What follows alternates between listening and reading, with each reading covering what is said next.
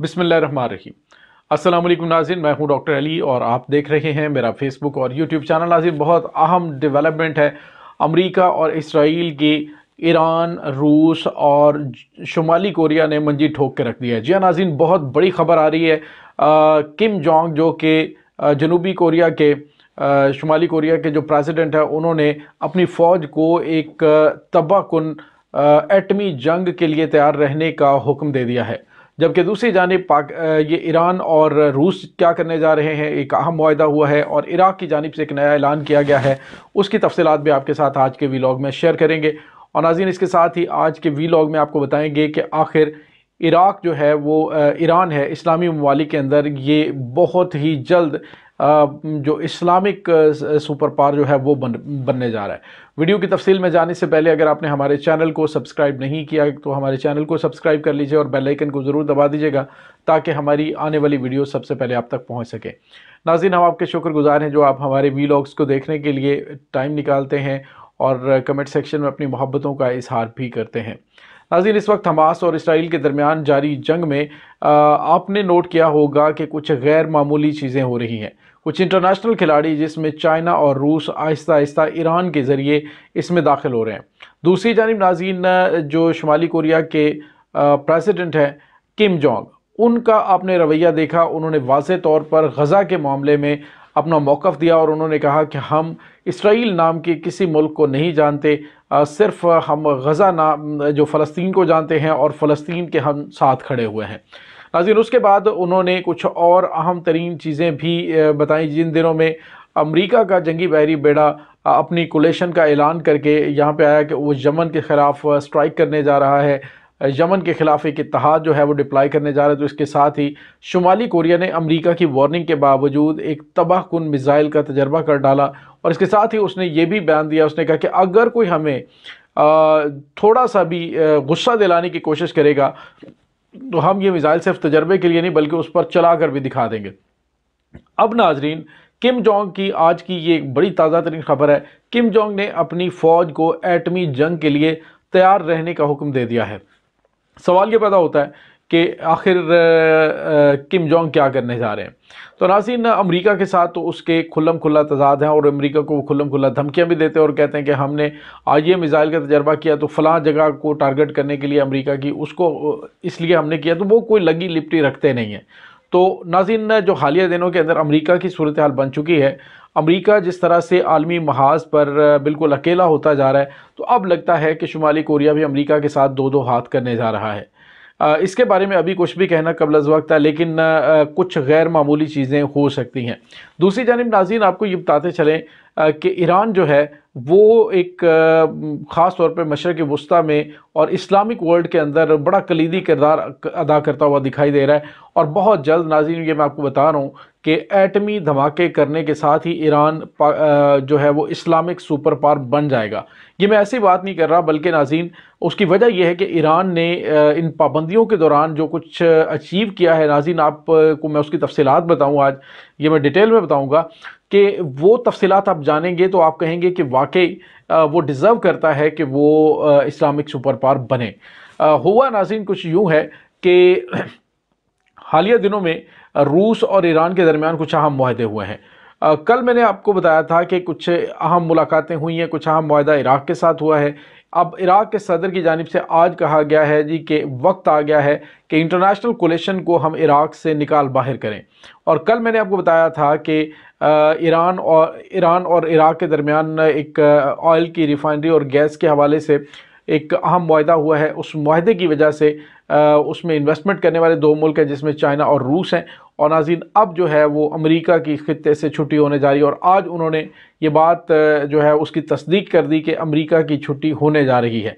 और नाज़रीन, यहाँ पे आपको ये बताते चलें कि अब ईरान और रूस ने जो आज अनाउंसमेंट की है वो ये है कि जी हम दोनों ममालिक जो आपस में ट्रेडिंग करेंगे वो मुकामी करेंसियों में करेंगे। डॉलर जो है उसमें हम कोई भी ट्रेडिंग नहीं करेंगे। तो नाज़रीन, एक तो ये कि अमेरिकी डॉलर की छुट्टी होने जा रही है। अमेरिकी डॉलर जो कि अभी तक इंटरनेशनल करेंसी के तौर पर मार्केट के अंदर छाया हुआ है, अब जो आने वाला दौर है जिसमें रूस है, ईरान है, چائنا ہے، ترکی ہے، یہ تمام کے تمام ممالک اس بات پر اتفاق کر چکے ہیں کہ جو ٹریڈنگ کی جاتی ہے وہ مقامی کرنسیوں میں کی جائے تاکہ ہمیں مشکلات کا سامنا نہ کرنا پڑے۔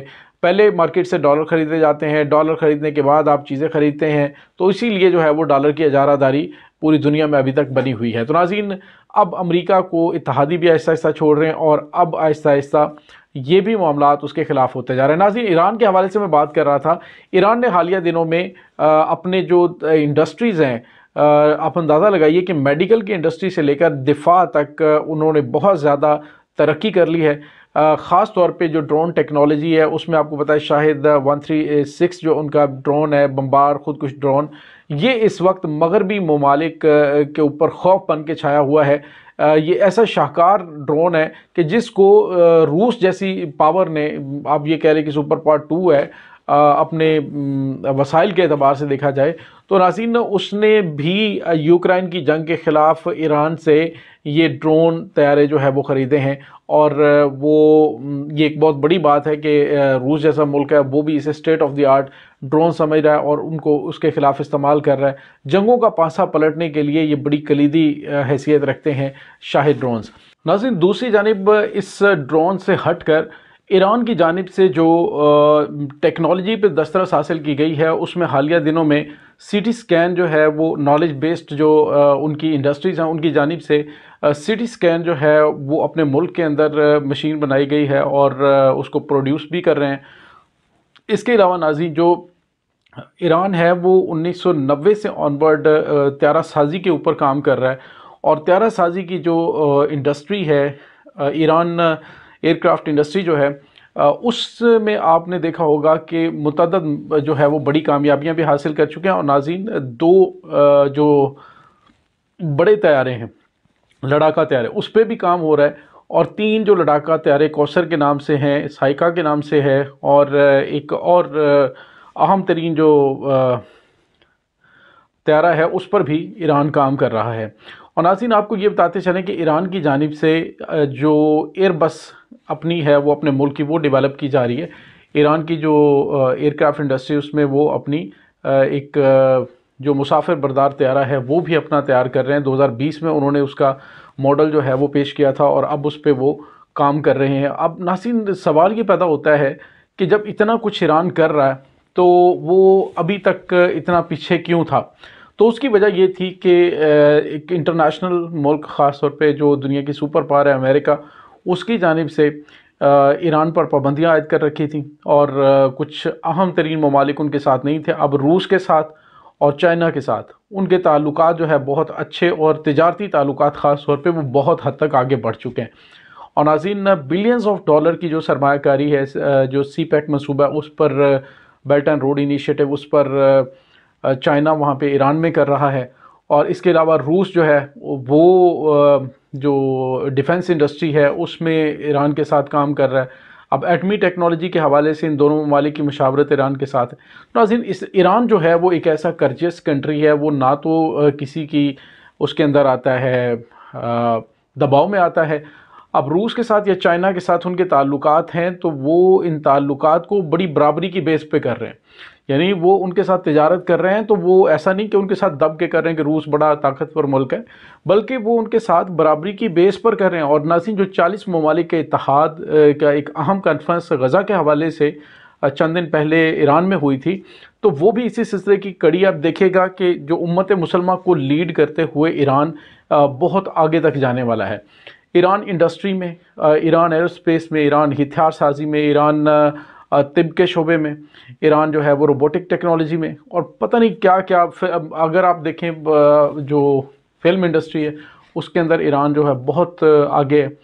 تو یہ ساری چیزیں جو ہیں وہ ایران کو بالکل آگے کی طرف اشارے کر رہی ہے کہ ایران جو ہے وہ بہت آگے کی جانب بڑھتا ہوا دکھائی دے رہا ہے۔ دوسری جانب ناظرین، آپ کو یہ بتاتے چلیں جو حالیہ کنفلکٹ ہے اس میں امریکہ نے چونکہ مشرق وسطیٰ کے اندر اپنے قدم جما رکھے ہیں، اپنے پنجے جما رکھے ہیں، اور ان کی تیل کی دولت اور ان کے جو گیس کے ذخائر ہیں ان کے اوپر اس نے جو ہے وہ اپنے پنجے جمائے ہوئے ہیں، اور اس سے وہ اپنے مفادات حاصل کر رہا ہے۔ حالیہ دنوں میں جس طرح سے عراق کے ساتھ اس نے کیا ہوا ہے، شام میں جس طرح سے اس نے اپنی فوجوں کو موجود رکھا ہوا ہے، تو اب ناظرین ان کی افواج بھی نکلنے کا وقت آ گیا ہے۔ دوسری جانب جو عالمی سپر پاور امریکہ ہے، اس کے نمبر 2 بننے کا بھی وقت آنے والا ہے۔ یہ تمام چیزیں، یہ تمام اشاریے اس طرف اشارہ کر رہے ہیں کہ ان قریب جو ہے وہ ایران بڑی پرومیننٹ پوزیشن میں امریکہ کو ٹف ٹائم دیتا ہوا دکھائی دے گا۔ ناظرین، اس تمام صورتحال کے بارے میں آپ کا کیا کہنا ہے؟ کمنٹ سیکشن میں اپنے خیالات کا اظہار ضرور کیجیے گا۔ انشاءاللہ بہت جلد ملتے ہیں ایک نئی ویڈیو میں، تب تک کے لیے اپنا بہت سارا خیال رکھیے گا۔ اللہ وارث۔